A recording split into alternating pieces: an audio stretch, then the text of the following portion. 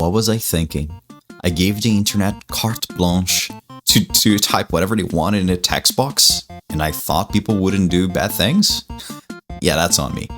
Anyways, how do we fix that? Let's go take a look into what we have here into our page. I've added in the previous video a way to slow down, so a 429 too many requests. And what I want to add right now to the page as well is a way to tell people like, bud, don't do that, right? So I wouldn't call it a 400 because it's a user error. So the client request is changing, and I want to say, not that, please. There we go. That should be fine, right? And what I want to do here is add a new function for profanity filter. So profanity, and to do that, I'm going to be using a library. So uv add Jillian profanity. I've tested it out before recording this video, and it should work fine for all languages. So let's do that. So from Jillian profanity, I want to add, I want to import the filter class, and I want to define a filter here with that class, and then filter. There we go.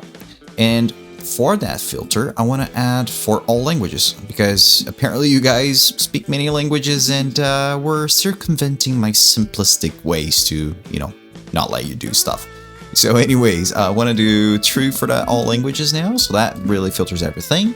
And we want to do a define check profanity and your word. And that is going to return a boolean of whether or not that was profane or not. So you want to return that, and we want to do filter check profanity and for the word, and we want that to return the contains profanity. And if really nothing is said, just to make sure that it's never none, let's just say it's false. So that means that, wait, hold on, that's true, because it's going to be true if it contains profanity. So if it is true, it means that it has profanity.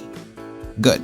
Now if we go to word here, which is the route for it, and we want to do a check profanity in which we pass along the word, and because of it, what we can do is if we check profanity and it is true, we want to say, we want to return an HTTP exception of status code 400 detail. I have to pass along here.